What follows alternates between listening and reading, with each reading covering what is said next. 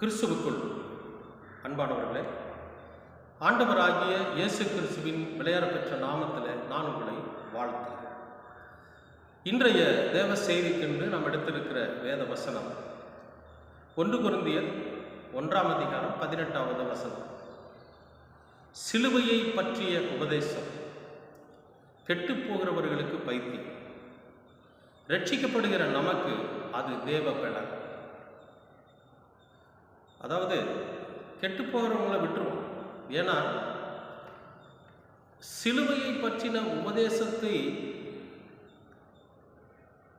பைத்தியமா நினைக்கிறாங்க.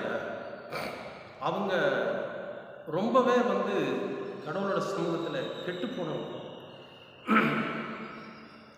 எதுக்காக நான் இந்த வார்த்தையை சொல்றேன்னு கேட்டிங்கன்னா, நான் நிறைய முறை ஒரு சில விஷயங்களை கவனிச்சிருக்கேன். என்னன்னு கேட்டிங்கன்னா, நம்முடைய எல்லா தேவாலயத்துக்கும் மேலேயும் சிலுவை வச்சுருப்பாங்க, அல்லது முன்னால் வச்சுருப்பாங்க, அல்லது இப்படி இப்போ பார்க்குறீங்களா அது மாதிரி புல்பீட்டில் வச்சுருப்பாங்க. விசேஷமாக பார்த்தீங்கன்னா முன்னால் முகப்புல மேலே உயரத்தில் ஒரு கோபுரம் கட்டி அது மேலே சிலுவை வச்சுருப்பாங்க. அந்த வழியாக கடந்து போகிறாங்க இல்லையா, அவர்கள் யாராக இருந்தாலும் சரி, எந்த மார்க்கத்தை சார்ந்தவர்களாக இருந்தாலும் சரி, அவங்களுக்கு தெரிஞ்ச ஒரே விஷயம் என்னென்னா, இது இயேசுவோட கோயில், இதுக்கு அந்த சிலுவை வச்சிருக்கிறாங்க அப்படின்னு சொல்லி அவங்க ஒரு சிலுவை போட்டு போவாங்க. இந்த சிலுவை பற்றி அவங்களுக்கு தெரியாது. அந்த சிலுவையினோட மகத்துவம் என்ன, அந்த சிலுவை எப்படிப்பட்ட ஒரு முக்கியத்துவத்தை பிடிக்குது கிறிஸ்தவத்தில் அப்படிங்கிறது அவங்களுக்கு தெரியாது. ஆனாலும் அவங்க அந்த சிலுவைக்கு ஒரு கனம் கொடுப்பாங்க, ஒரு கனப்படுத்திப்போம். ஆனால் சில பேர் பாருங்க, இந்த சிலுவையை பற்றி தெரிஞ்சிருக்கும், அவர்கள் வேதத்தை அறிந்திருப்பார், அவர்களுக்கு வேதம் போதிக்கப்பட்டிருக்கும்.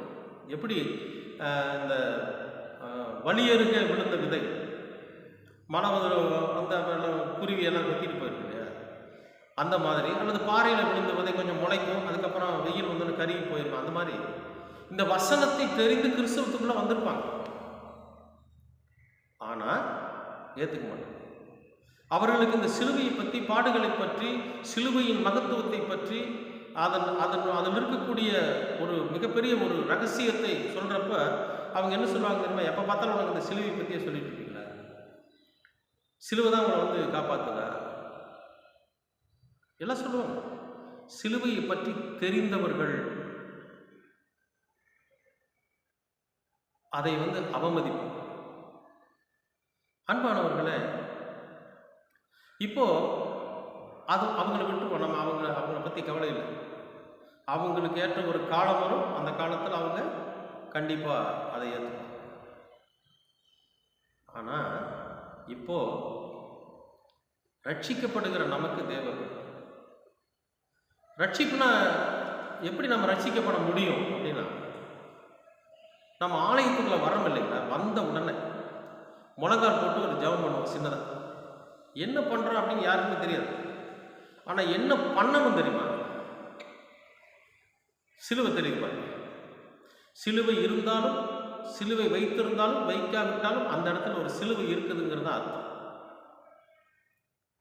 ஆண்டவரே, என் எதிரில் இருக்கிற சிலுவையில் என் பழைய மனிதனை ஒப்புக் கொடுக்கிறேன், என் பாவ மனிதனை ஒப்புக் கொடுக்கிறேன், என் அக்கிரமம் செய்த மனிதனை ஒப்புக் கொடுக்கிறேன், பொய் சாட்சி சொன்ன என் மனசாட்சியை ஒப்புக் கொடுக்கிறேன், நம்மிடத்துல இருக்கிற எல்லா பாவங்களையும், அக்கிரமங்களையும், மீறுதல்களையும் அந்த சிலுவையில் நான் ஒப்புக் கொடுக்கிறேன். என் பழைய மனிதனை, அதற்கு என் உள்ளான மனிதனை நான் அதில் ஒப்புக் கொடுக்கிறேன். என்னை வெறுமையாக்கும், என்னை ஒரு புதிய மனிதனாக மாற்றும் அப்படின்னு சொல்லி இந்த ஆலயத்துக்குள்ள நம்முடைய பாவங்களையும், அக்கிரமங்களையும், மீறுதல்களையும் அந்த சிலுவையில் அறைய ஒப்புக் கொடுக்கிற போது நாம் முழுமையான மனிதனாக, வெறுமையான மனிதனாக, புதிய மனிதனாக அந்த இடத்துல உட்கார முடியும். இப்போ நாம் ஃப்ரெஷ்ஷாக இருக்கோம். அங்கே சொல்லப்படுகிற சுவிசேஷம், அங்கே போதிக்கப்படுகிற போதனை, அங்கே வாசிக்கப்படுகிற வசனம் எல்லாம் இருதயத்தின் ஆழத்துக்கு, அதிலிருந்து நமக்கு ரட்சிப்பு கிடைக்கும். இந்த ரட்சிப்பு நமக்கு கிடைக்கிறப்ப நம்ம புதிய மனிதர்களாக மாறும். நம்முடைய எண்ணங்கள் புதிது, செயல்கள் புதிது, ஆசீர்வாதம் புதிது, கிருபை புதிது, நம்முடைய வருமானம் புதிது, நான் எல்லாமே புதுசு. ஒரு புதிய ஆசீர்வாதத்தோட நம்ம என்ன பண்ணுவோம்? இந்த உலகத்துக்குள்ளே கடந்து போவோம். அப்போ இந்த ஆசீர்வாதம் நமக்கு பலனா இருக்கும். என்ன பலன்? நான் ரசிக்கப்பட்டிருக்கிறேன், நான் ஒரு புதிய தொழில் ஆரம்பிச்சிருக்கிறேன், நான் ஒரு புதிய வசனத்தை படிச்சிருக்கிறேன், நான் ஒரு புதிய படிப்பில் சேர்ந்துருக்கிறேன், நான் ஒரு புதிய முயற்சி எடுத்திருக்கிறேன், எனக்கு ஒரு புதிய பலன் வந்திருக்குது அப்படிங்கிற இந்த பலன் இருக்கு பார்த்தீங்களா? அந்த தேவ பலன். இது யாருக்கு? ரட்சிக்கப்படுகிறவர்களுக்கு. யார் ரட்சிக்கப்படுவாங்க? அந்த சிலுவையில் தன்னை ஒப்பு கொடுக்கிறார். நம்ம வெறும் சிலுவையை மட்டும்தான் பார்க்குறோம். அந்த சிலுவைக்கு பின்னால் மிகப்பெரிய தியாகம் இருக்கு. சிலுவைக்கு முன்னாலேயும் சரி, பின்னாலேயும் சரி. சிலுவைக்கு முன்பாக இயேசு கிறிஸ்து என்கிற அந்த மகா பரிசுத்தம் தன் ஜீவனை, தன் அழகை, தன் இளமையை பறிகொடுத்திருக்கிற ஒரு தியாகம். சிலுவைக்கு பின்னால அதை தாங்கி பிடிக்கிற பிதாவினுடைய வழிநடத்தல், பரிசுத்தாவியினுடைய அன்பு. இந்த ரெண்டு மட்டுமல்ல, தன் வயிற்றிலே 10 மாதம் சுமந்து தன் குழந்தையை பெற்றெடுத்து எந்த விதமான குற்றங்குறை இல்லாமல் 33.5 ஆண்டுகள் வளர்த்து, யாரோ எங்கேயோ எந்த நாட்டிலேயோ பிறந்த ஒருத்தனுக்காக தன்னுடைய மகன் மரிக்கப் போகிறானே என்பது தெரிந்தும் கூட அந்த மரணத்துக்கு ஒரு தடுங்கல் ஏற்படுத்தாம எல்லாவற்றையும் தன் இருதயத்திலே போட்டு தாங்கிக் கொண்டு தன் மகனை மரணத்துக்கு ஒப்பு கொடுத்தாலே ஒரு தாய், அந்த தாயினுடைய தியாகம். இந்த குழந்தை என்னோட மனைவிக்கு தான் பிறந்திருக்குது, ஆனால் எனக்கு பிறக்கல. இது கடவுளோட குழந்தை, ஆனால் உலகத்துக்கு தெரிஞ்சா 2 பேர்த்தையுமே கொண்டுருவாங்க அப்படிங்கிறது தெரிஞ்சும் கூட அந்த குழந்தையை தன்னோட குழந்தையாக ஏற்றுக்கொண்டு அதையும் வளர்த்து ஆளாக்கி யூத முறைமையின்படி, நசரேய விரதத்தின்படி அதை முழுமையாக வளர்த்து மரணத்திற்கு ஒப்பு கொடுக்கும்படியாக தன் மனைவியின் இடத்துல கொடுத்துட்டு போனாரு அந்த யோசேப்பு. அவருடைய தியாகம் இருக்கு, பெற்றோர்களுடைய தியாகம் அங்க இருக்கு, பிதாவினுடைய தியாகம் அங்க இருக்கு, பரிசுத்த ஆவியானவருடைய தியாகம். இவை நாளும் தான் அந்த சிலுவையை தாங்கி பிடித்துக் கொண்டிருக்கிறது. பின்னால் முன்னால இயேசு கிறிஸ்து என்கிற அந்த மகா பரிசுத்தத்தினுடைய தியாகம். அன்பானவர்களே, இந்த குடும்பத்தையும் இயேசுவையும் இணைக்கிறது சிலுவை. இதுதான் சிலுவை பற்றின உபதேசம்.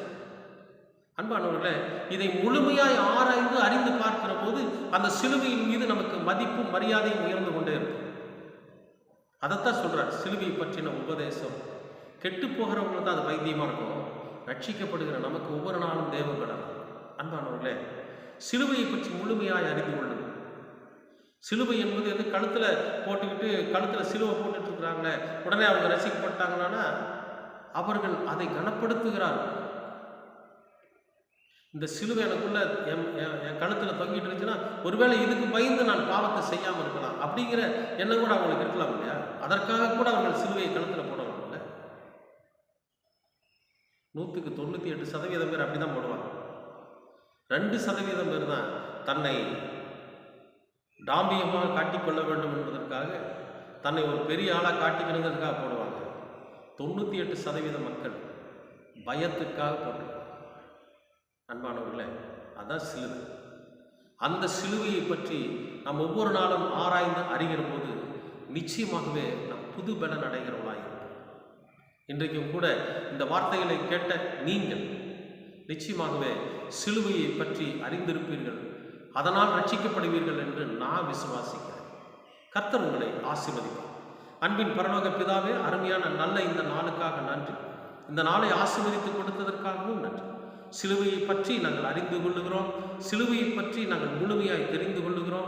சிலுவை என்ன என்பதை அறிந்து அது எங்களுக்கு தேவ பலனாய் இருக்கட்டும். ஆண்டவரே, இந்த சிலுவையிலே எங்களுடைய பாவ மனிதர்களை, எங்களுக்கு உள்ளான பாவ மனிதனை சிலுவையில் அறைய ஒப்புக் கொடுத்து நாங்கள் ரட்சிக்கப்பட்ட பிறகு எங்கள் வாழ்க்கையில் நடக்கிற எல்லா புதுமைகளும் எங்களுக்கு தேவ பலனோடு கூட இருக்கும் என்று விசுவாசி. தொடர்ந்து உமது கிருபையும் அன்பும் எங்களை வழிநடத்தட்டும். உமது திருக்குமரனாம் இயேசு கிறிஸ்துவின் வழியாய் கேட்கிறோம் நல்ல பிதாவே.